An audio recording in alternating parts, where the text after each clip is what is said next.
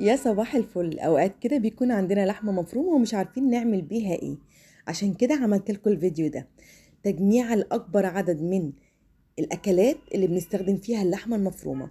وعايزة اقول لكم ان الاكلات كلها ان شاء الله هتكون جديدة، وصفات جديدة سهلة ومميزة. تعالوا نشوف عملنا ايه. بس قبل ما نبدأ الفيديو، انا هلا ابو بكر، لايك وشير، ويلا نقول بسم الله ونبدأ على طول. مين فينا ما بيحبش الكفتة المشوية؟ كفتة الحاتي اللي بناكلها بره في مطاعم الكباب والكفتة، ودايما نحبها ونشتريها من بره ونقول لنفسنا استحالة نعرف نعملها في البيت بنفس الطعم. بس احنا النهاردة هنعملها في البيت بطعم احلى من طعم كفتة الحاتي كمان. والكل بيخاف، يا ترى لو عملتها في البيت اقدر اشويها على الفحم، على السيخ يعني، وما تفكش مني ولا تتبهدل ولا تبوظ؟ ولو كمان شويتها في الصاج يا ترى كمان تتشوي كويس وما تفكش؟ انا جايه اقول لكم النهارده كل اسرار كفته الحاتي، وازاي تكون متماسكه وهي بتستوي وما تفكش ابدا مهما سويناها باي طريقه او باي شكل. المقادير عندي كيلو من اللحمه المفرومه، وبيكون فيها طبعا نسبه من الدهن. كمان عندي لكل كيلو لحمه مفرومه ربع كيلو من الليه، وتكون مفرومه برضو. ما تستغربوش ابدا، لازم ليا جدا في الكفته، يعني ما ينفعش نعمل كفته من غير ليا.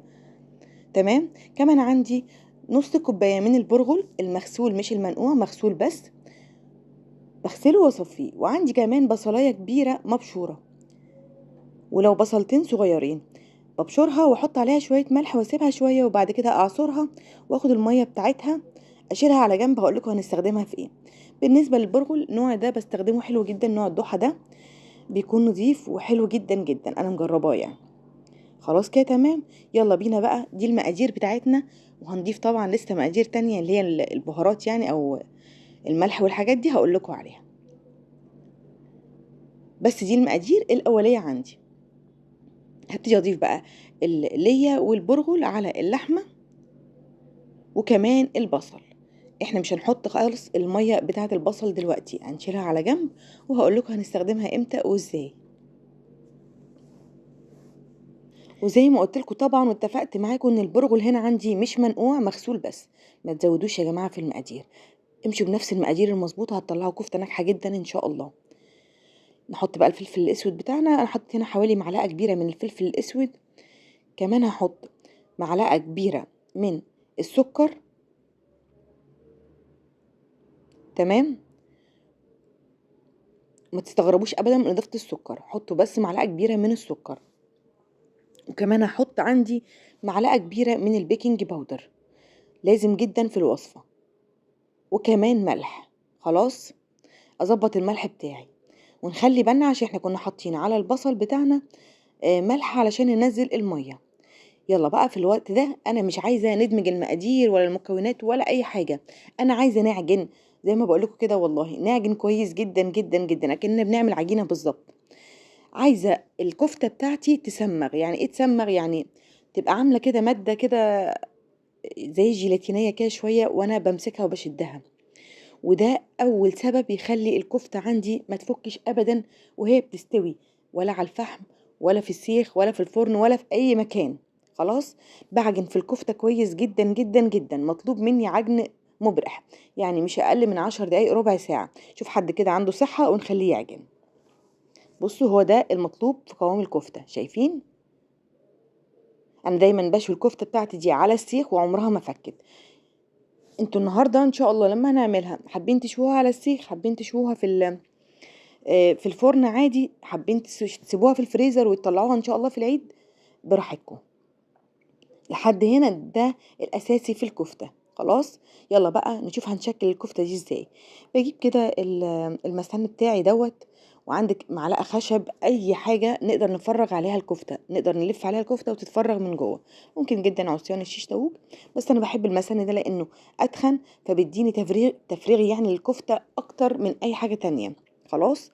ببتدي اخد قطعه كبيره زي ما انت شفتوا كده، وببتدي الفها حوالين المسن بتاعي واعملها كده صباع من الكفته. انا عن نفسي لما باجي اشوي على طول في العيد، باخد الاسياخ اللي بشوي عليها على طول وبصب عليها الكفته على طول، وببتدي احطها على النار. خلاص. بصوا شايفين ما شاء الله اهي، ما بتفكش، ما بتنزلش ابدا من على السيخ، ما تقلقوش خالص. ميه البصل اللي احنا شلناها على جنب، هبتدي اخد منها بقى بايديا كده وهمشي على صباع الكفته. بتديني طعم حلو جدا وكمان لون تحفة. نقدر كمان نضيف مع مية البصل دي بشرة طماطم، برضو هتدي لون حلو جدا جدا للكفتة. انا بكتفي بس بمية البصل، وساعات ممكن يعني ازود بالطماطم، بس اذا مش حابين عادي. خلاص. انا هنا طبعا برصها في الصاج عندي لاني هسويها في الفرن على طول.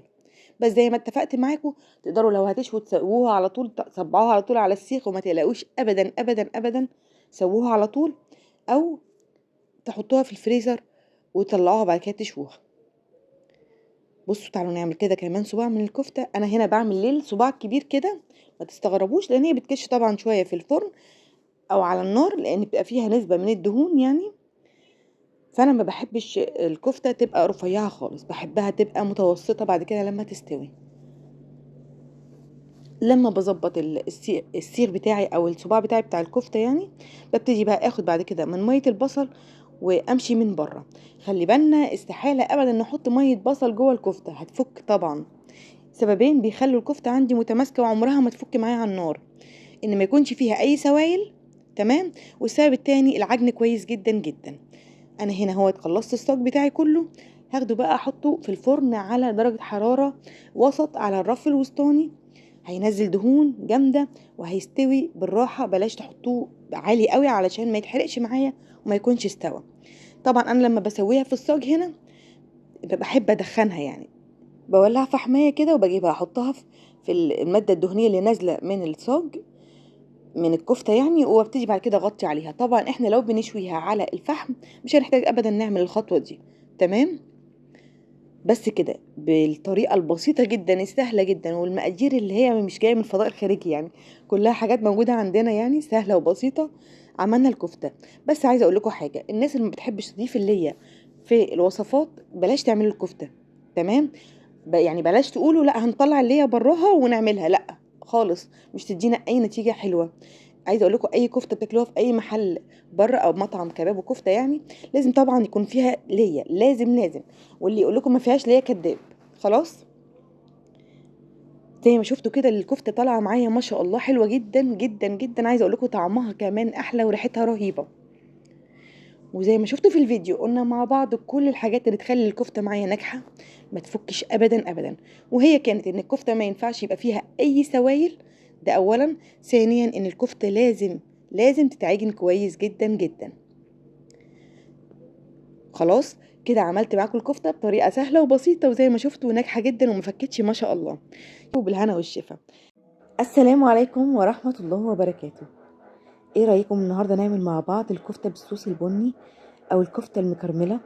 وصفه في منتهى الروعه والجمال. تعالوا نشوف عملناها ازاي، وسهله جدا. عندي اولا نص كيلو لحمه مفرومه. هحتاج مع نص كيلو لحمه مفرومه نص كيلو بصل متقطع شرايح، وكمان بصلايه كبيره مفرومه، وملح وفلفل اسود. بس كده. هحط على اللحمه بتاعتي البصلايه المفرومه والملح والفلفل الاسود، وهبتدي اخلط المكونات كلها مع بعضها. عايزاها تتعجن كويس علشان ما تفكش معايا. هي ان شاء الله مش هتفك، بالرغم ان احنا مستخدمين البصل من غير ما نعصر الميه بتاعته، بس مش هتفك. خلاص كده عجنتها كويس. هبتدي بقى اكور الكفته بتاعتي كور في حجم الليمونه المتوسطه، يعني كره متوسطه.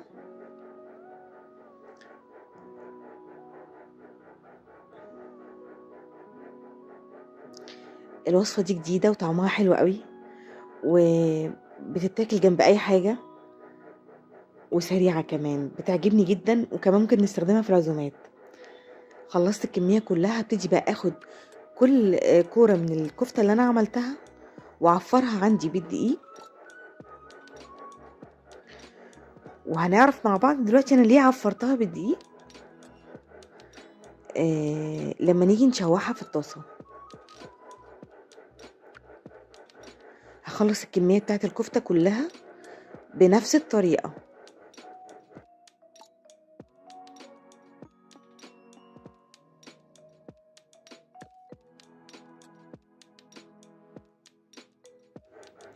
خلاص بقى زي ما انتم شايفين خلصت الكميه كلها. نروح بقى نسويها في طاسه على النار، وهحط زبده، وهحط كمان معاها زيت،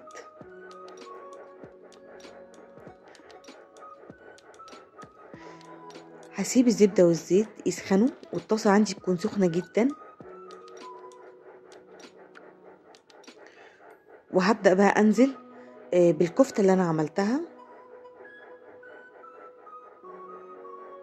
مش عايزين ننزل بيها كده على طول ورا بعض، يعني كده نخلي مسافة بسيطة بين كل واحدة والتانية، وقت يعني مسافة من الوقت. طبعا انا هنا مسرعة الفيديو، احنا نخلي مسافة كده بالوقت عشان مش عايزة الطاسة تبرد معايا. هنزل بالكمية كلها بقى وهسيبها كده لما تاخد اللون البني الغامق من تحت كده، وهبتدي اقلب كل واحدة من الكفتة.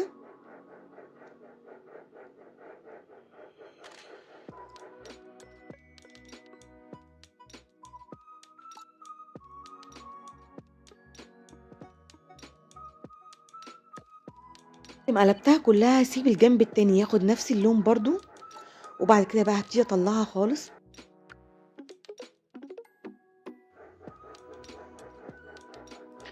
شايفين الحتة الملسوعة دي بتبقى جميلة جدا. وبعد كده خلينا فاكرين ان لون الكفتة هيتغير خالص لما نكمل الوصفة. بعد كده بقى بعد ما طلعتها كلها هنزل بقى بالبصل اللي عندي الشرايح الجوليان. يعني خلينا نتفق بس على حاجة، ان كمية البصل هتبقى قد كمية اللحمة المفرومة. يعني لو انا استخدمت كيلو من اللحمة المفرومة هستخدم كيلو من البصل المتقطع شرايح، استخدمت نص هستخدم نص. زي ما انتم شايفين كده سبت البصل عندي يدبل وياخد لون بسيط من لون الزبدة، وبعد كده ضفت عليه معلقة من السكر، وهسيب بقى البصل كده عندي على نار متوسطة لحد ما يوصل للون الذهبي الغامق، يتكرمل يعني بمعنى أصح. بيبقى طعم البصل جميل جدا جدا جدا، هتجربوها هتشوفوا ان شاء الله. ده اللون اللي انا عايزاه، خلي بالنا بس عشان ما يتحرقش، اللون الذهبي الغامق الجميل ده. وبعد كده نزلت عليها بكوبايتين من المية المغلية، من كوبايتين ل3 ممكن. هسيبها بقى مع بعضها كده تغلي.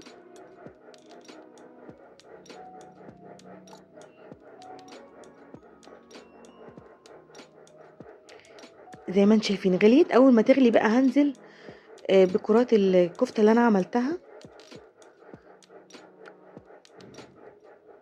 هقلبها مع الصوص كده والبصل، وهبتدي بقى احط الملح والفلفل الاسود لو عايزه ازود فلفل اسود، وكمان هضيف معلقه من السبع بهارات، معلقه صغيره من السبع بهارات. هقلبهم كويس، هسيبهم مع بعض يستووا، هغطي عليهم كده تقريبا بعد ربع ساعه او نص ساعه. الصوص زي ما انتم شايفين تقل جدا، قصر جدا، وهو ده المطلوب. خلاص عرفنا كده دي عمل ايه بقى في الصوص. بس كده خلصنا الوصفه. الكفته دي طعمها حلو جدا، وصفه جديده جدا للعزومات، هتعجبكم جدا جدا. تاكل جنبها رز ابيض، مكرونه، رز بسمتي، زي ما انتوا عايزين. واللي مش عارف، الحواوشي البلدي هي أكلة مصرية مميزة ومحبوبة جدا عند المصريين. هنعملها بأبسط طريقة وبأسهل طريقة زي ما اتعودتوا معايا، ولكن هنعملها بخلطة مميزة جدا للحمة، هتخلي طعمها حلو جدا وهتخليه أحلى من أي مكان أكلنا فيه.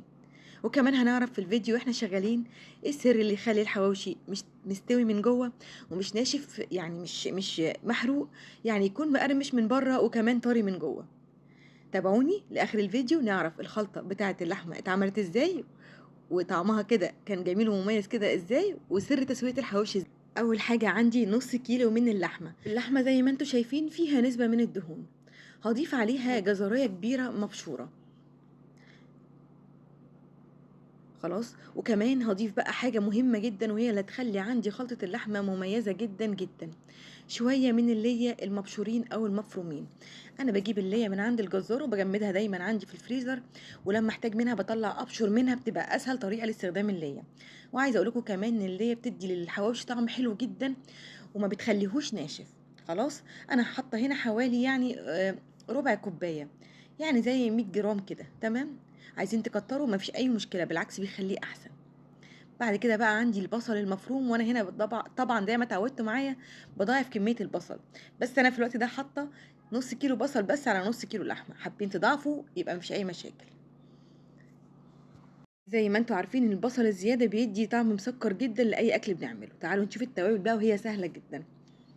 شوية من الفلفل الأسود، وعليهم كمان شوية من الجنزبيل بس صغيرين، الزنجبيل يعني بودرة الزنجبيل.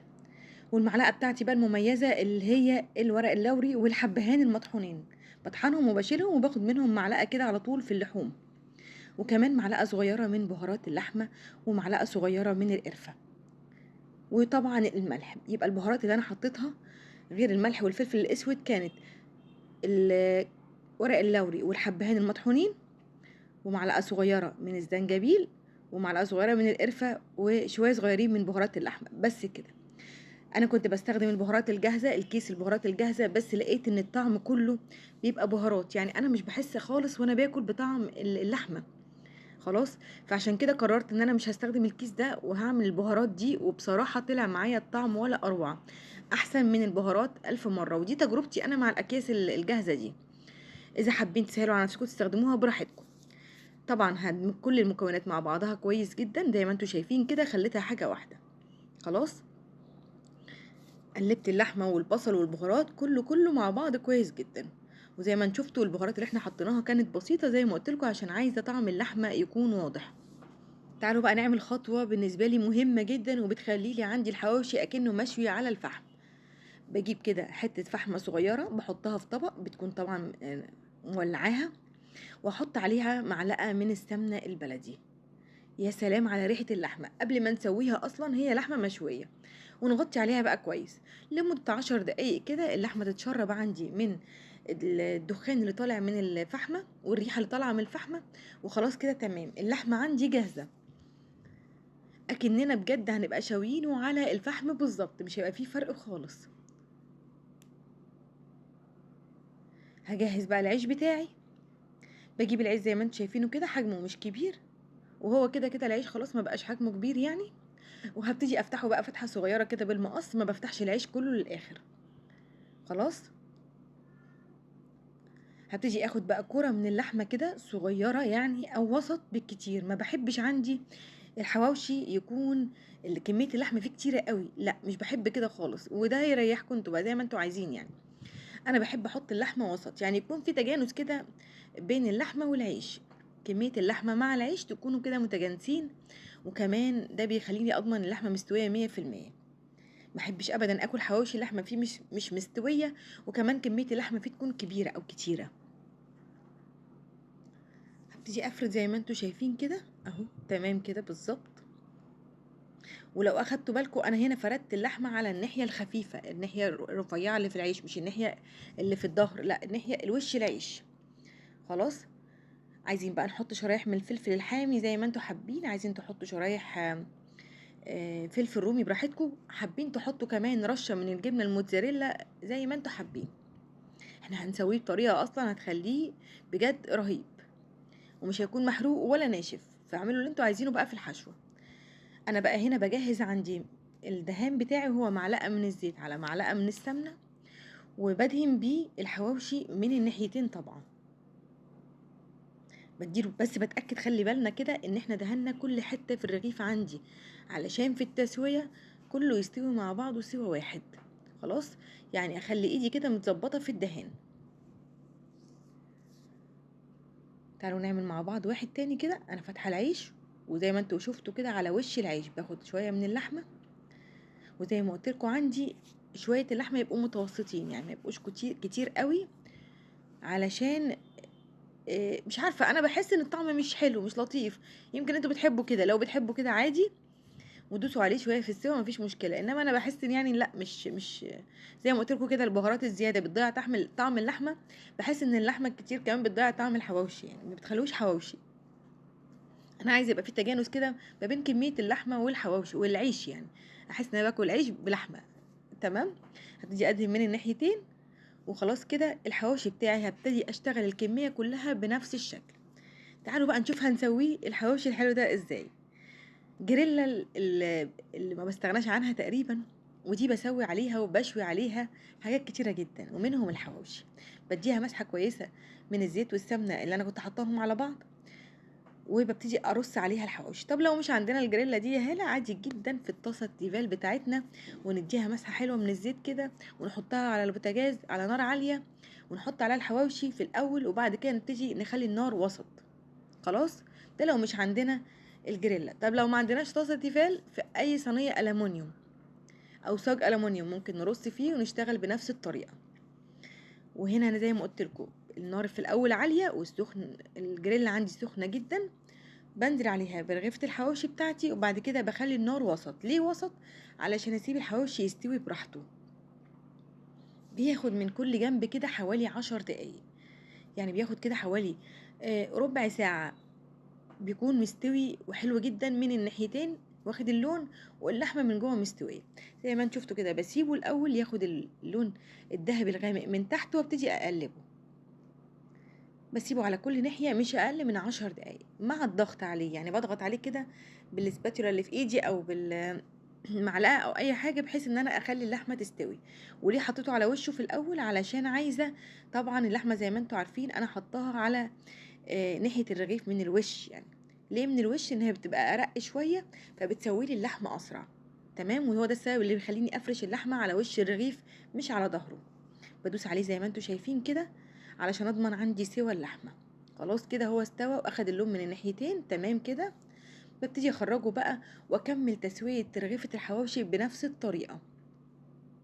نقدر طبعا نحط صينيتين جنب بعض او جريل او صينيه عشان نجهز، يعني نسرع في الوقت شويه ونسويهم بسرعه. طبعا الكميه بتاعتي النص كيلو لحمه، ما عملتليش الكميه دي بس قدامكم هنا 8 ترغيفه من العيش الحواوشي، 8 سندوتشات من العيش الحواوشي، لا، انا عملت 12 رغيف، كانوا جاهزين عندي من نص كيلو لحمه. طبعا انتوا عارفين الرغيف بره كام، وده لو كانت بقى لحمه بجد يعني، انما احنا في البيت عارفين اللحمه ايه واحنا اللي عاملينه. ومش عايزه اقول لكم بقى طبعا النظافه والحلاوه والطعم كفايه جدا ان انتوا هتشموا ريحه الحواوشي الرهيب ده في البيت. طبعا هناكله بقى مع مخلل مع طحينه زي ما احنا حابين. تعالوا نشوف كده. بصوا بقى، قرمشه من جوه وطري جدا من جوه، حاجه كده رهيبه. بصوا اللحمه مستويه والخلطه بتاعته رهيبه، خلطه اللحمه جميله جدا، مش ناشف مش محروق. الناس بتشتكي كتير ان هي عشان تسوي الحواوشي واللحمه تستوي العيش جوه الفرن بيتحرق وينشف. علشان كده تسويه البوتاجاز هي احلى طريقه لتسويه الحواوشي، بجد جربوها هتعجبكم جدا جدا. وبكده كنا عملت معاكم الحواوشي البلدي، وهو من احلى الوصفات المصريه زي ما قلت لكم.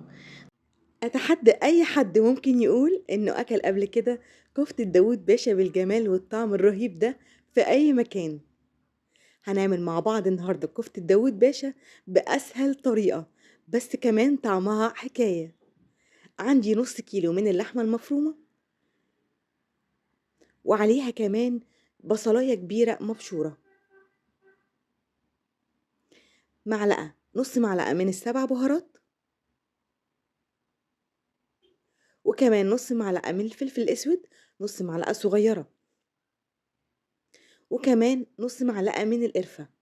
والقرفة هنا عندي من التوابل المهمة جدا في كفتة داوود باشا، وكمان شوية من الملح.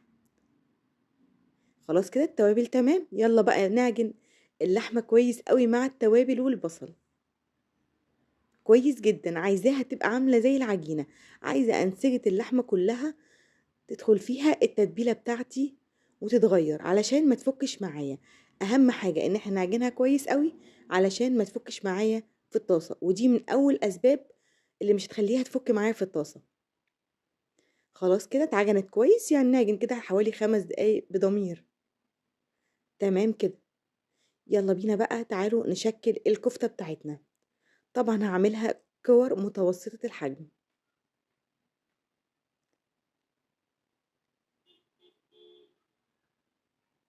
طبعًا لو أخدت حتّة كده من اللحمة ولقيتها سايبة شوية في إيدي، ممكن إن أنا أعجنها في إيدي تاني زي ما أنا باعمل كده، بادوس عليها تاني في إيدي مرّة 2 كده، وبابتدي أكوّرها.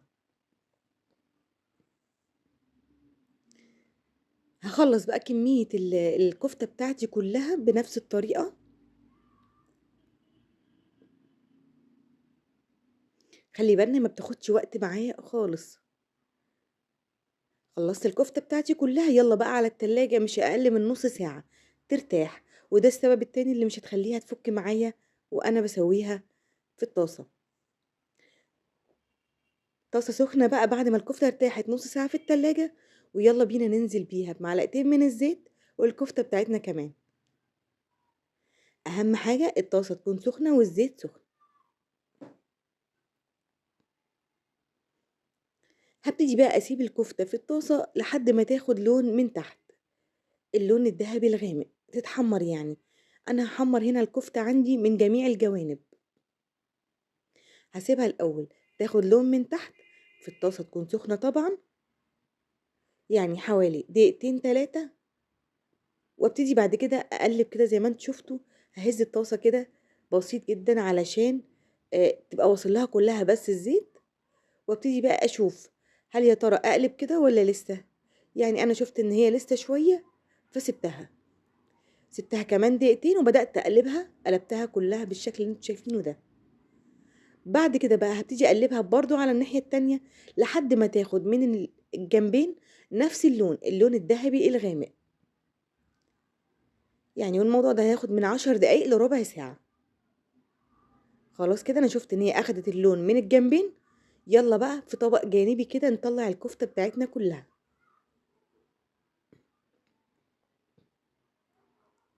خلاص كده نكون بقى مجهزين معلقة من التوم المفروم، يعني حوالي 4 فصوص توم مفرومين، ننزل بيهم بقى في الطاسة مكان الكفتة اللي اتحمرت. هبتدي اقلب التوم لحد ما يبقى لونه ذهبي فاتح وريحته طبعا تطلع.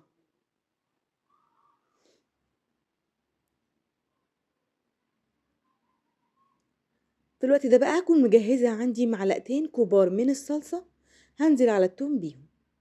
زي ما انتم شايفين التوم عندي اخد اللون الذهبي الفاتح طبعا. هقلب الصلصة بتاعتي مع التوم، هسيبها كده حوالي دقيقة مش اكتر تتسبك مع التوم. وهبتدي بقى احط عليها كده معلقة من السكر، وهبتدي اديها تقليبة. وهكون محضرة عندي بقى طماطم مبشورة او مفرومة في الكبة يعني، بس انا شايلة الجلد بتاعها القشر بتاعها وفرماها من غير مية. كوباية من الطماطم المفرومة نديها تقليبة مع الصلصة والثوم. تمام جدا.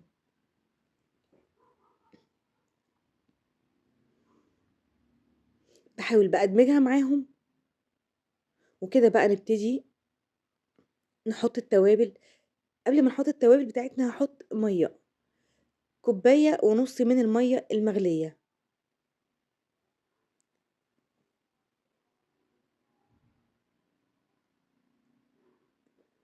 تمام كده. يلا بقى نحط التوابل بتاعتنا، ونفس التوابل اللي انا حطيتها في الاول هحطها تاني، بس هحط منها رشه من كل حاجه: رشه فلفل اسود، رشه السبع بهارات، وكمان رشه من القرفه. وطبعا ما ننساش نظبط الملح بتاعنا. هبتدي بقى اقلب المكونات دي كلها كده كويس. خلاص الصلصة بتاعتي كده جاهزة اني انزل بالكفتة بتاعتي. الكفتة طبعا انا مطلعاها على جنب كده، يلا بينا بقى ننزل بيها كلها في الطاسة علشان تكمل تسويتها.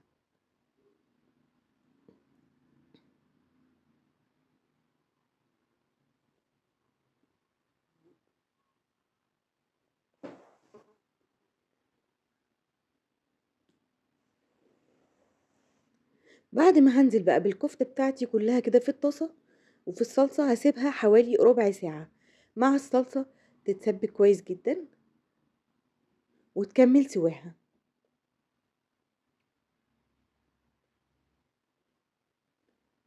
بصوا بقى اهي كده كملت السوا بتاعها، بصوا لونها اتغير والصلصة قلت طبعا جدا. خلاص كده هي استوت معايا. باسيبها بعد ما اخلص الكمية كلها احط الكفتة كلها بتاعتي في الطاسة ربع ساعة. هي كلها ما بتاخدش تسوية اكتر، يعني بالكتير نص ساعة. يلا بقى نغرفها. خلاص كده هي جاهزة معانا. بصوا روعة بكل المقاييس، طعما وشكلا رهيبة. بزينها بأي حاجة بقى. أنا حطيت شوية من البصل الأخضر المفروم، نقدر نحط شبت، بقدونس، كزبرة، زي ما إحنا حابين، نقدر نقدّمها كده. كانت وصفة سهلة وبسيطة وطعمها مميز جدًا. طبعًا أنا باكلها جنب الرز بشعرية، تحبوا تاكلوها بأي شكل من الأشكال، برز، بعيش، زي ما أنتم حابين، الطريقة اللي تريحكم أو اللي بتحبوه تفضّلوه. أوقات بنحتاج لوصفات جديدة نغيّر بيها من أكلنا، بس كمان تكون بسيطة وسهلة وكمان تكون اقتصادية. هاعمل معاكم الفطيرة دي النهارده، فطيرة اقتصادية جدًا، سهلة جدًا، تكفّي من 4 ل5 أفراد بجد، رهيبة، جديدة، طعمها حلو، شكلها أحلى، وزي ما قُلت لكم اقتصادية. بُصّوا شكلها لمّا بتتقطّع تفتكروا هتكون فطيرة إيه؟ هي فطيرة البطاطس. فطيرة في منتهى الجمال وحاجة جديدة هندخّلها على أكلنا، بس إن شاء الله هتعجبكم جدًا. دي مَيّة مغلية وجِبت عندي كيلو من البطاطس، طبعًا غسلته كويس جدًا وقشّرته وغسلته كويس جدًا وقطّعته، هاحطه في المَيّة المغلية يستوي لمدة ربع ساعة مع ملح طبعًا، وبعد كده هاسيبه يبرد، هاصفّيه يبرد. يبقى أنا استخدمت عندي كيلو من البطاطس. أول ما برد بقى هاضيف عليه 2 بيضة وكمان كوباية من الدقيق. الحاجات دي طبعًا عشان تخلّيها تتماسك، وطبعًا إحنا بنزوّد هنا القيمة الغذائية بتاعتها. أنا شايفاها من وجهة نظري وجبة يعني كاملة بصراحة. هاحط عليها كمان شوية من الملح وشوية من الفلفل الأسود، وكمان عندي بهارات بطاطس، ممكن لو مش عندنا ما نحطش عادي. عايزة أقول لكم طعمها حلو أوي، بتبقى طعمها جميل بجد، تغيير بس تغيير حلو. هابتدي بقى أهرس البطاطس مع البيض والدقيق كلّه كده مع بعضه، طبق بس عندي اللي باشتغل فيه صغير. هابتدي أهرسها كلّها كده. أنا طبعًا مش عايزة أهرسها بس، أنا عايزة أهرسها كمان أدخّل بقى التوابل جواها ويعني البهارات بتاعتي اللي أنا حطيتها، ونخلّي بالنا عشان تبقى كلّها واخدة طعم واحد، ونتأكد كمان إن إحنا هرسناها كويس جدًا. أنا عايزاها تبقى عاملة زي المعجون كده، تبقى طرية جدًا وناعمة جدًا. هاقلّبها كويس زي ما قُلت لكم عشان عايزة أتأكد إن هي كلّها اتبهرت. تمام كده خلاص نسيبها بقى على جنب. تعالوا بقى في طاسة تانية نعصّج اللحمة بتاعتنا، شوية من السمنة كده وهانزل عليهم ببصلاية كبيرة أو بصلتين كبار مفرومين. هاقلّب البصل، أول ما البصل يدبل هانزل عندي بربع كيلو من اللحمة المفرومة. هنستخدم من الوصفة ربع كيلو بس من اللحمة المفرومة. هابتدي بقى أعصّج اللحمة بتاعتي، أقلّب اللحمة بتاعتي كده مع البصل زي ما بنعصّج اللحمة العادية خالص. هاسيبها مع البصل كده حوالي 10 دقايق، وبعد كده هاضيف عليها بقى الفلفل الأسود، مش هاحط أي بهارات تاني. أول ما لونها كده يبتدي يغيّر شوية، يعني أحس إن هي اتشوحت كويس مع البصل،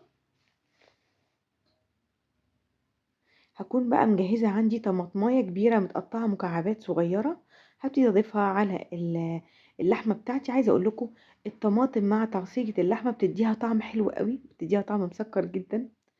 كمان هاضيف كيس صلصة أو معلقتين كبار من الصلصة، يبقى هاقلب فيها كده لحد ما لونها يتغير، وبعد كده أحس إن هي بقى اتشوحت كويس مع البصل، هاضيف طماطماية متقطعة مكعبات وكمان كيس صلصة. هاسيبها على النار كده بعد كده حوالي ربع ساعة، هتكون وصلت للون والشكل ده كده، هي عندي استوت كاملة يعني. هابتدي بقى أضيف الملح، يعني مش 3/4 سوا، لأ استوت سوا كامل. هاضيف عندي الملح، وأنا عندي لمّا باحب أعصّج اللحمة باحبها تستوي سوا كامل حتى لو هاحطها وسط الأكل يعني، يعني في المكرونة البشاميل أو الفطيرة زي كده هتستوي تاني، لأ برضه باحس إن اللحمة لازم تستوي سوا كامل. خلاص كده تمام، هاحطها بقى على جنب برضه في طبق كده تبرد.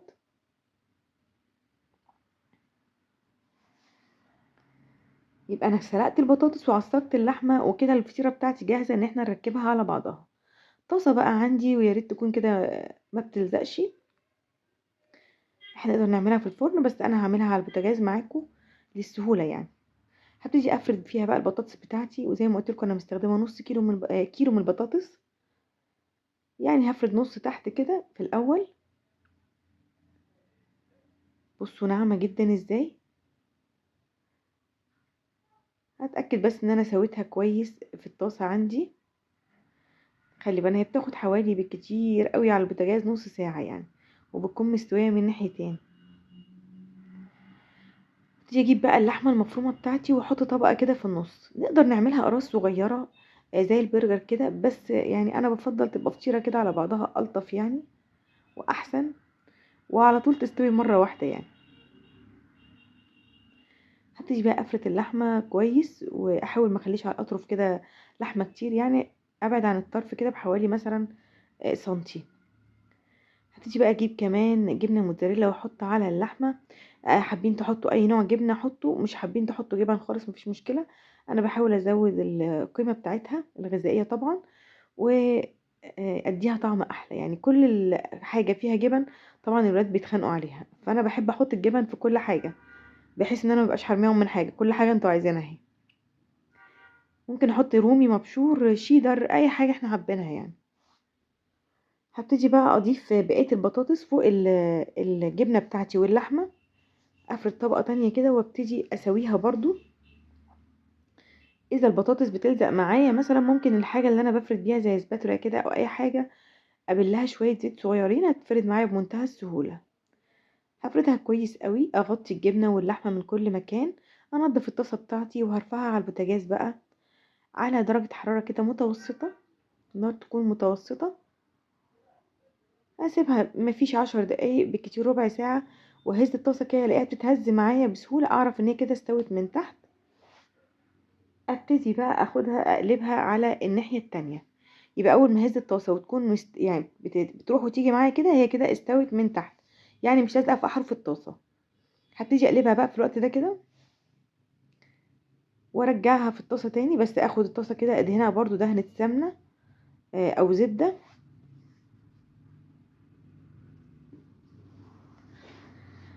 وده علشان الوش بتاعي يحمر من تحت، وعلشان كمان ما تلزقش في الطاسة يعني، زيادة اطمئنان يعني كده. هرجعها بقى على نار كده برضو متوسطة، وهنا بقى هحط شوية كده من جبنة الموتزاريلا على الوش.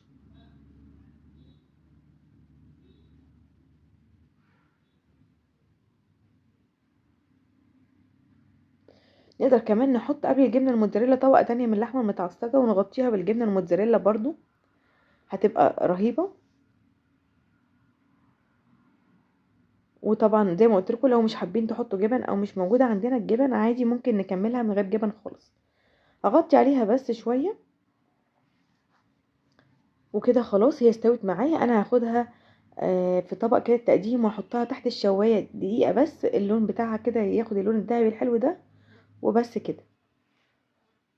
بصوا بقى، طواجن المكرونة باللحمة المفرومة دي لعبتي يعني. هعمل لكم الوصفة بطريقة سهلة جدا، وكمان طعم مش هتلاقوه في اي مكان تاني، ولا حتى في محلات الكشري ذات نفسها.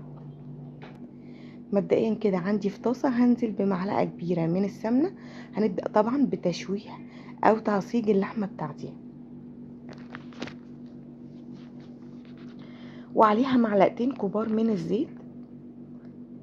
وطبعا هنا البطل الاساسي عندي للوصفة هو البصل. هستخدم حوالي 5 بصلات كبار مفرومين ناعم جدا، ومعاهم قرن فلفل حامي. ممكن طبعا نستغنى عن الفلفل ما نحطوش، ممكن نزود لو حابين. اهم حاجة البصل عندي يكون مفروم ناعم جدا، لو مبشور يبقى ياريت. ومحدش يستغرب من كمية البصل يا جماعة، هتقل طبعا زي ما احنا عارفين، بس هتدي الطواجن طعم حلو جدا، وهتكتر معايا جدا كمية اللحمة. بصوا انا مستخدمة لحمة قد ايه، ربع كيلو بس. طبعا كلنا عارفين اللحمة بقت بكام، ولازم نراعي الظروف دي ونتصرف في حدود الموجود برضو.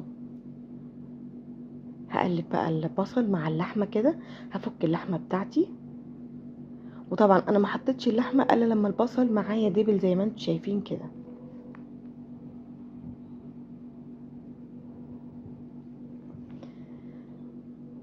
هفضل اقلب فيهم كده لحد ما يفكوا، وبعد كده بقى احط التوابل بتاعتي، وهي عبارة عن معلقة كبيرة من البابريكا، ومعلقة من ال7 بهارات، وكمان شوية من الكمون مش كتير، وشوية من الفلفل الاسود.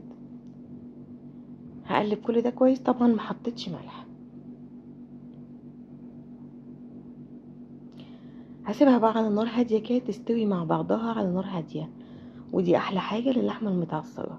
مش عايزين النار عالية عليها، كل شوية هديها تقليبة ونار هادية جدا واسيبها تستوي براحتها. هتاخد معايا حوالي بالكتير قوي نص ساعة على نار هادية. خلاص هي كده استوت. هحط بقى الملح بتاعي، هظبط الملح بتاعي، وكمان هنزل بربع معلقة صغيرة من القرفة البودر، بتدي طعم وريحة حلوين جدا جدا، بس مش هنكتر. هقلبها بقى كده، وزي ما قلت لكم هي كده خلاص عندي استوت. هطفي عليها بقى، وبعد كده تعالوا نجهز بقى صلصة المكرونة بتاعتنا. هحط زيت حوالي برضو 3 معالق كبار، وهحط بصلتين كبار مفرومين ناعم. اول ما البصل يدبل معايا هنزل ب4 فصوص من الثوم برضو مفرومين ناعم جدا. هقلبهم كده. اول ما ريحة الثوم تطلع هبتدي انزل بقى بالطماطم بتاعتي المعصورة. طبعا هنا انا بستخدم طماطم على قد كمية المكرونة اللي بستخدمها. انا استخدمت في الوصفة كيلو الا ربع من المكرونة، هستخدم قدهم كيلو الا ربع طماطم معصورة. نص كيلو يبقى نص كيلو، يعني كمية عصير الطماطم على قد المكرونة بالظبط. الصلصة بتاعتي بقى هحط فيها ايه؟ هحط فيها اولا معلقة من السكر علشان يبقى في معادلة للحموضة عندي ما تبقاش مززة.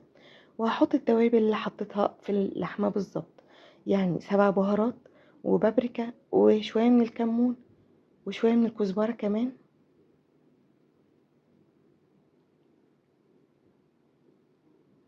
والفلفل الاسود طبعا بس مش كتير.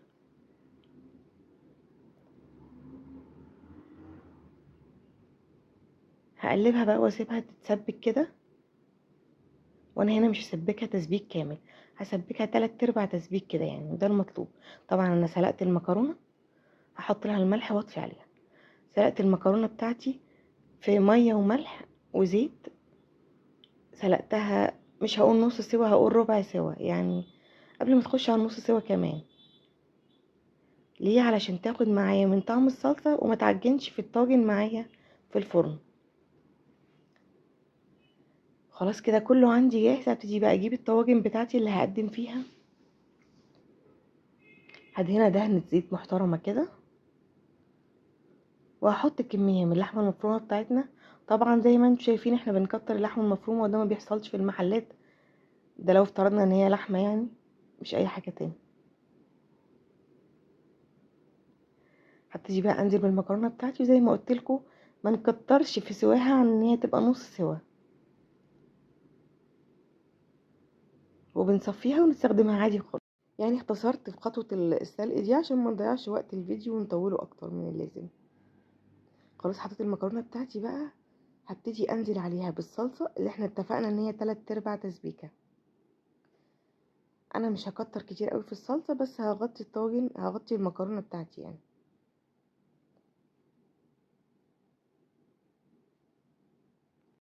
خلاص كده خلصت الطاجن ده. نعمل بقى الطواجن الصغيرة. انا ما شاء الله الكمية دي عملت لي 8 طواجن او 9 طواجن صغيرين كمان مع طاجن كبير، يعني بجد عدت ال11 طاجن. مش كل الطواجن طبعا صورتها، كنت عاملة كمان طواجن فويل. والطواجن الفويل دي بعملها لما اكون حابة ان انا اخرج بيها يعني، فبتبقى سهلة طبعا في ان انا اخدها معايا بره. زي ما عملت الطاجن الكبير هعمل الطاجن الصغير بالظبط. بحط كمية من اللحمة بعد ما بدهن الطاجن كويس جدا بالزيت، وفوقيها كمية من المكرونة بتاعتي مش كتير قوي، اسيب مكان للصلصة بتاعتي. بس كده خلاص عملت طواجن كتير بربع كيلو لحمة بس. عملت اكتر من 11 طاجن بربع كيلو لحمة. وعايزة اقول لكم بقى معايا حوالي معلقتين لحمة كده. هبتدي بقى اخد الطواجن بتاعتي واقفلها بالالومنيوم فويل. اقفلها كويس جدا علشان مش عايزة عندي المكرونة تنشف وهي بتستوي. هي هتستوي عادي جدا، بس مش عايزة الوش من فوق يبقى ناشف لو ما اتغطتش، فنحاول ان احنا نغطيها. طبعا احنا عارفين ان طواجن المكرونة دي بيبقى ليها طواجن في المحلات يعني مخصوصة، بس بما اننا في البيت وما عندناش الطواجن دي يعني هنعملها في اي حاجة. زي ما انتم شايفين كده عملتها في الطواجن الفخار، ممكن جدا نعملها في الطواجن الفويل، القوالب الفويل اللي بتتباع في المحلات عادي جدا بالحجم اللي احنا حابينه يعني.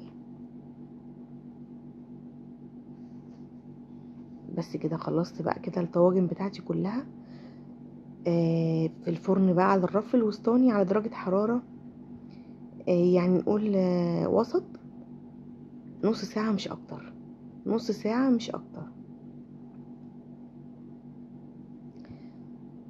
طبعا انا كده خلصت الطواجن قلبتها في الاطباق، بس للاسف الكاميرا ما كانتش مفتوحة وما صورتش.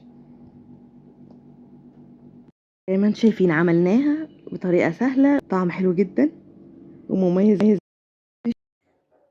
الله على جماله بجد، تحفة جدا جدا جدا، والعجينة هشة وطرية بشكل غريب وطعمه فوق الروعة. بصوا طري ازاي، واللحمة مستوية وحاجة كده روعة بجد. وصفة هتنفعك جدا جدا جدا في العزومات. تعالوا نشوف هي ايه كده. عندنا هنعمل النهاردة مع بعض الفطائر الروسية.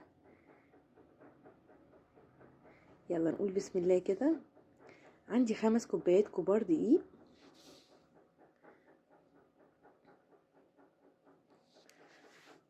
وعندي 1.5 معلقة كبيرة خميرة، وعندي 2 كبار سكر، ومعلقة صغيرة ملح. هبدأ احطهم في العجين وابدأ اقلب.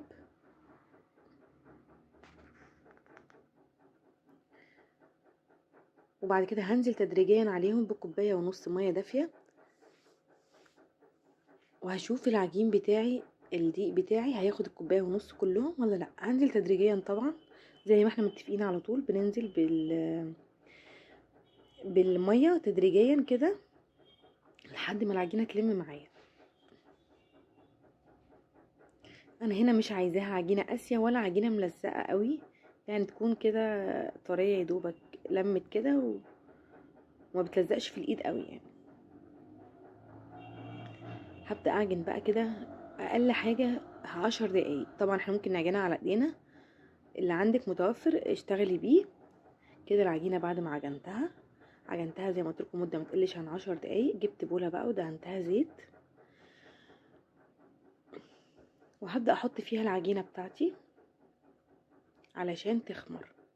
او شايفين العجينة ملمسها اهي، لا بتلزق قوي ولا هي قاسية، ممتازة بجد. عجينة حلوة جدا جدا جدا وهشة وطرية بشكل غريب.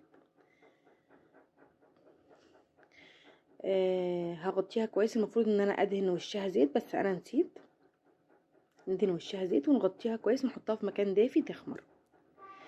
هنشوف بقى الحشوة بتاعتنا ايه. عندي نص كيلو لحمة مفرومة، وعليها بصلة كبيرة متقطعة مكعبات، وفلفل رومي، وطماطمايه كلهم مقطعهم مكعبات. عندي التوابل ملح وفلفل اسمر، بابريكا، كمون، حبهان.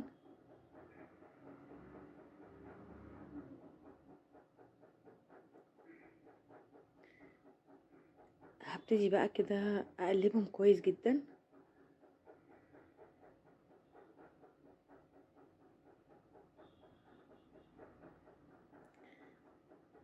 كده العجينه اهيت لما اختمر. للاسف انا قلت لكم انا ما دهنتهاش من فوق زيت، فبصوا لزق معايا الاسترتش ازاي. فالمفروض ان احنا نبقى دهنين الوش من فوق زيت، نخلي بالنا من الحته دي. هبتدي بقى اخد عندي العجينه كده واقرصها، اقطعها كور صغيره. انا هنا عندي عملت 10 كور، وهحطهم على حاجه رشها دقيق، اسيبهم يرتاحوا. ما شاء الله العجينه خمرانه وجميله جدا جدا وطريه جدا زي ما انتم شايفين كده، حلوه جدا بجد، يعني عجينه ممتازه.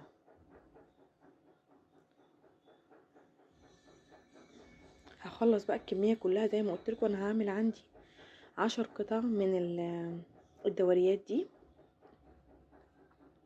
خلصتهم بقى. هبدأ اجيب اللحمة بتاعتي، وخلي بالكم انا عجنتها كويس جدا. هبدأ اعمل كور برضو على قد على قد العدد اللي انا عملته بالظبط في العجينة. يعني عملت عندي 10 كور عجين، هعمل 10 كور لحمة. عملت 12 هعمل 12. هستخدم بقى هنا عندي كوباية زبدة على زيت عشان ابتدي افرد بيها العجين بتاعي. هاخد منها جزء كده واحط على الرخامة بتاعتي، ادهنها بالرخامة بتاعتي، وبعد كده ابدأ اخد واحدة من العجين من الكور اللي انا عملتها وافردها.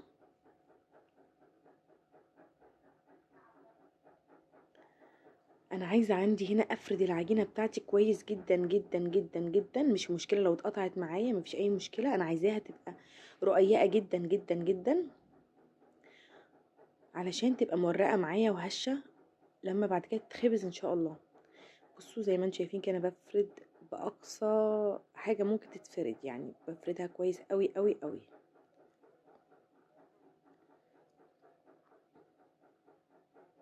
هبتدي بقى اخد من خليط كمان الزبدة والزيت اللي انا عملته بعد ما افردها كويس قوي. احنا زي ما قلنا كده لو في حاجة اتقطعت مفيش اي مشكلة. وادهن العجين بتاعي كويس بعد ما فردته ورققته على الاخر كده. هبتدي بقى المه بالطول كده بطريقة عشوائية، انا مش عايزة المه بشكل متساوي، لا بطريقة عشوائية زي ما انتم شايفين كده، بكرمشه يعني بمعنى اصح. هبتدي الفه بقى كده، واخر حتة هحطها تحت العجينة بتاعتي علشان ما تفتحش معايا في الفرن. نعمل مع بعض واحدة كمان كده. هاخد العجينة بتاعتي افردها الاول بايدي، وبعد كده اشتغل بقى كده وهبدأ افرد فيها كويس جدا زي ما اتفقنا. العجينة ما شاء الله خمرانة كويس ومرتاحة كويس، وقبل ده كله اتعجنت كويس جدا. مدة العجن هنا بتفرق في ان العجينة ما تبقاش متعصبة معايا، تبقى مرتاحة زي ما انتم شايفين كده، بتفرد معايا كويس قوي، ما بتلمش تاني لان هي مرتاحة كويس ومعجونة كويس. خدت وقتها في العجن كده تمام. انا فردتها اهوت كويس قوي قوي قوي، وبحاول ارقق الاطراف كويس جدا. هبتدي بقى كده زي ما اتفقنا مع بعض ندهن الزبدة والزيت. الزبدة والزيت هنا الخليط دوت علشان ما يخليهاش تنشف ويخليها مرقة جدا من جوه وهشة جدا.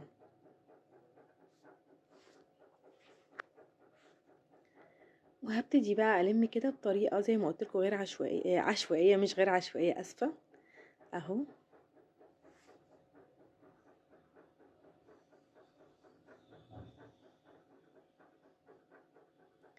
هبتدي بقى كده اخدها دوران كده زي ما انتم شايفين حلزوني كده، واخد الطرف احطه في اخر حتة. طبعا انا برصهم في صاج عندي مدهون دهنة خفيفة من الزيت. كده خلصت الكمية كلها. هبدأ اخد بقى كور اللحمة اللي انا عملتها واحطها فوق كرة العجين بتاعتي. هفردها كويس كده بايدي. هاخد بقى كل الكور واحطها فوق كل قطعة. طبعا نحاول نخلي يعني ايه، انا عندي هنا فيه كبير وصغير، انا عاملة صغير مثلا للاطفال صغيرين ولادي، وعاملة كبير لينا، فحاول اخلي كرة اللحمة على قد قطعة العجين اللي تحتها، يعني يبقى فيه تناسب زي ما انتم شايفين كده. انا بعشقها جوه العجين.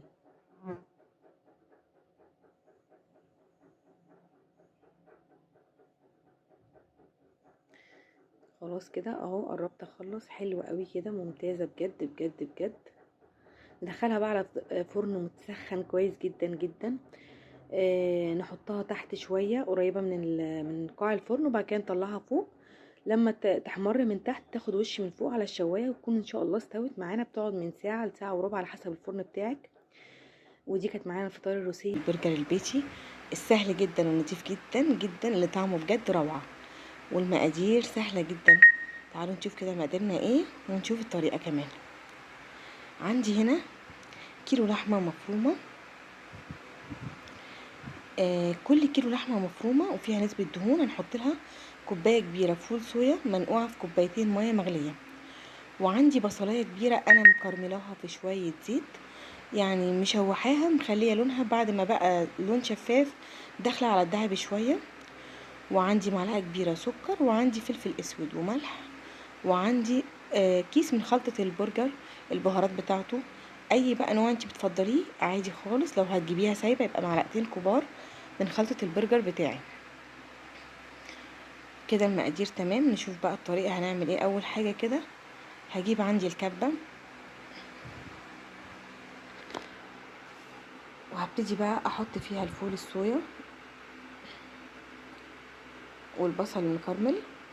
احنا قلنا البصل ده حطينا معلقه زيت على النار وشوحناها فيه لحد ما لونه بقى ذهبي زي ما انتم شايفين كده. خلي بالكوا الفول الصويا بعد ما بنقعه في الميه بصفيه كويس جدا جدا. يعني انا هنا نقعته في ميتي في كوبايتين ميه مغليه لمده نص ساعه على الاقل يعني، وبعد كده صفيته كويس جدا من الميه. طبعا كل ما اصفيه كل ما البرجر بتاعي هيتماسك اكتر. هبتدي بقى المفروض ان انا اطحنهم مع بعض كويس جدا. مش عايزه ولا الفول الصويا يبقى ليه اي ملمس ولا البصل كمان، عايزاهم يبقوا زي العجينه بالظبط، علشان لما اجي اضيفهم على اللحمه بتاعتي ما احسش ان في فول صويا وفي بصل وفي اي حاجه. لا، انا عايزه كلها تبقى حاجه واحده ومتجانسه ومتماسكه مع بعضها، ما فيهاش اي مشكله.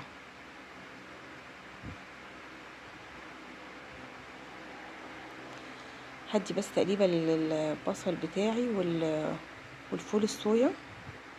الكبة عندي بس صغيرة فلازم اقلب كده اطلع اللي اتفرم فوق، واللي ما اتفرمش احاول اخليه تحت شويه. هحط كمان بقى عندي التوابل بتاعتي، الملح والفلفل ومعلقه السكر ما ننساهاش. وكمان هحط التوابل بتاعه البرجر زي ما قلت لكم، لو سايبه هنبقى معلقتين كبار، مش سايبه انا بحط عندي كيس من اي نوع انت بتفضليه. في النوع ده كويس وفي سبايسي كويس جدا برضو، بس انا بحب ماجي. وهنفرمهم كويس جدا زي ما قلت لكم، انا عايزاها تبقى مفرومه زي العجينه بالظبط اهو زي ما انتم شايفين كده. عشان ما اطولش عليكم انا فرمتها جدا، ما بقاش باين فيه اي حاجه، لا ايه هو الفول الصويا ولا البهارات ولا البصل ولا اي حاجه. ناعمه جدا وبقت ملسه جدا. هنزل بيها بقى على لحمه مفرومه عندي اللي هي ما كانش فيها اي حاجه، هي لحمه مفرومه بس ما فيهاش اي حاجه تاني. زي ما قلنا بس فيها نسبه من الدهون. هبتدي بقى عندي اخلط الخليط كله ببعضه، اعجنه ببعضه كده زي ما عجننا قبل كده مع الكفته. هنعجن هنا برضو كويس جدا. هنا الموضوع هيبقى اسهل شويه. ليه؟ لان عندي الخليط بتاعي ناعم جدا ومفروم جدا جدا، فمش هيتعبني وهيتعجن بسهوله.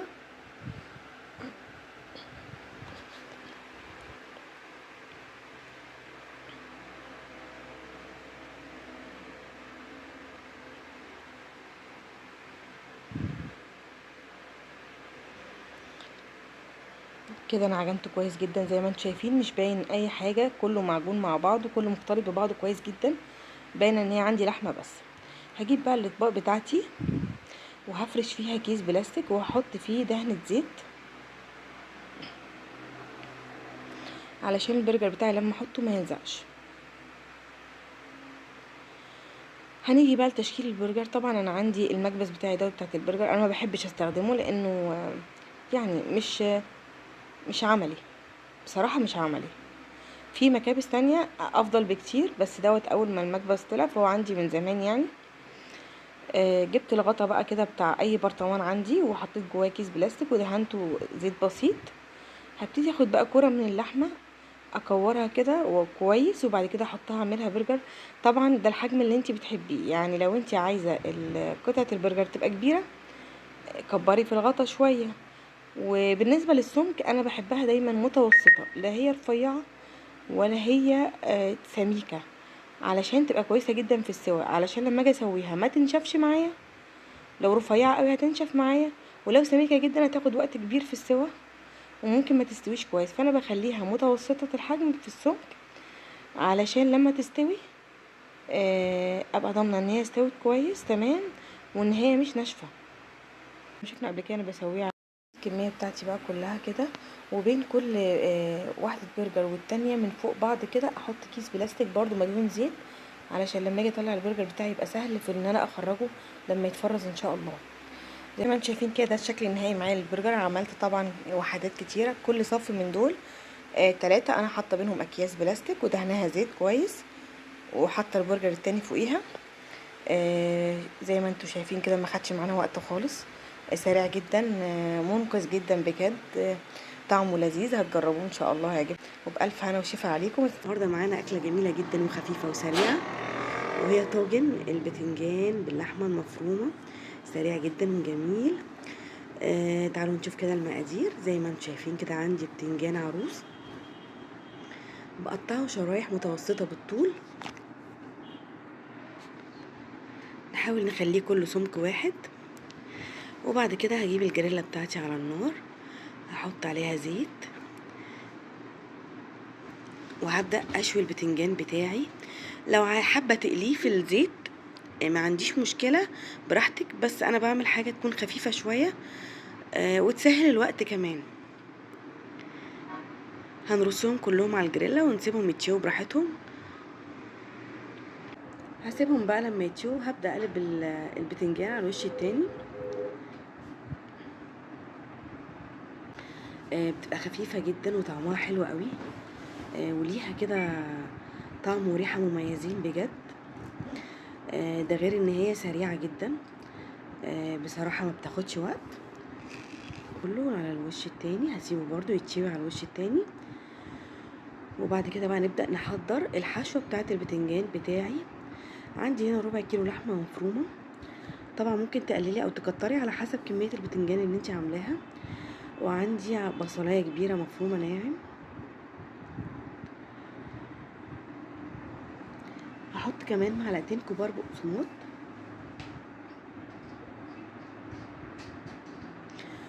وفلفل اسمر وملح.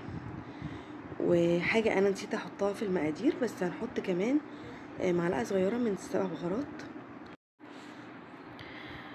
وهنحط كمان بيضة.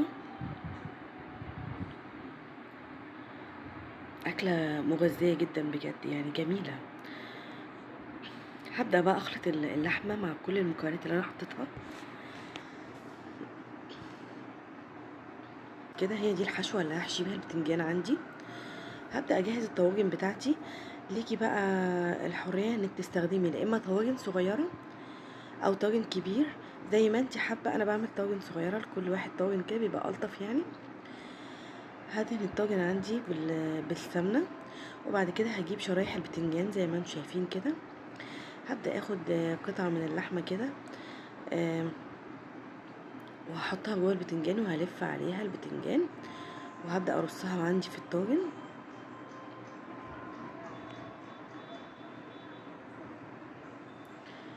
اخترنا ليه قلتلكوا عايزين شرايح البتنجان تبقى متوسطة علشان ما تنشفش معايا وتتشوي، ولا تبقى سميكة جدا معرفش الفها.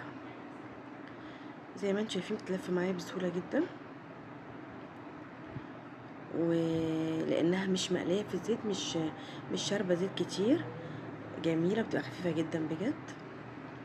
هبدأ بقى ارص الطاجن بتاعي كله بنفس الطريقة اللي انا عملتها معاكم.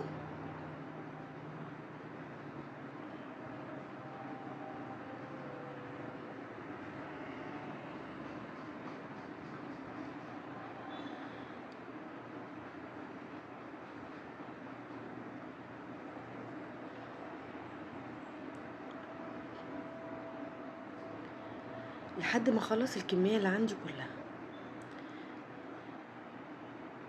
انا هنا كنت مستخدمة نص كيلو بتنجان. طبعا برضو كمية البتنجان اللي انت عايز تستخدميها على حسب عدد اسرتك، يعني زي ما تحبي، عايز تستخدمي كيلو، ربع، نص، على حسب الكمية اللي انت حابة تعمليها.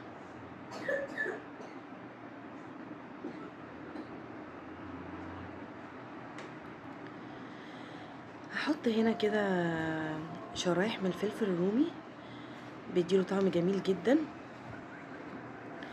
زي ما انتم شايفين كده انا عملت اتنين طاجن من البتنجان، بس عندي اتبقى لحمة والبتنجان عندي خلص.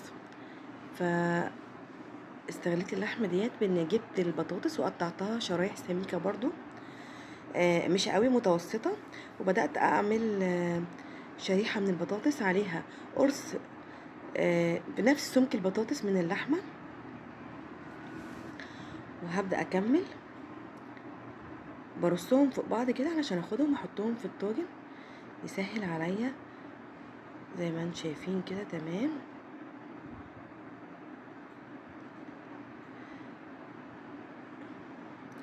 هاجي بقى عندي هنا على النار، احط بقى معلقتين زيت وعليهم توم مفروم، حوالي 5 فصوص توم كبار. مش هستنى لما التوم يلون، انا بس عايزاه يطلع الريحة عندي.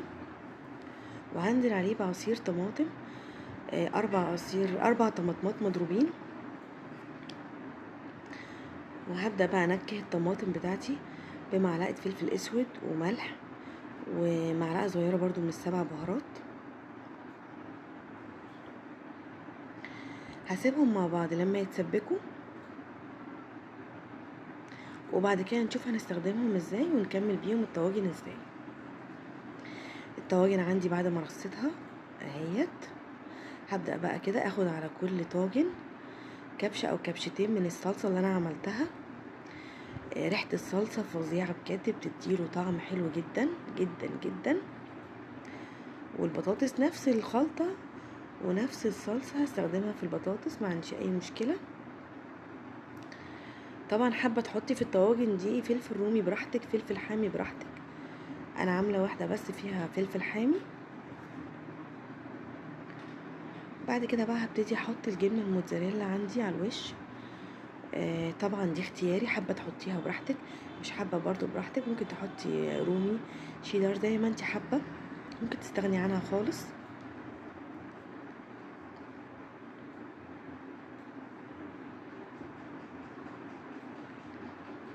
هدخلهم بقى الفرن لحد ما يستووا معايا. ده كان شكله النهائي بعد ما استوى. بجد فظيع، رهيب جدا جدا، جربوه.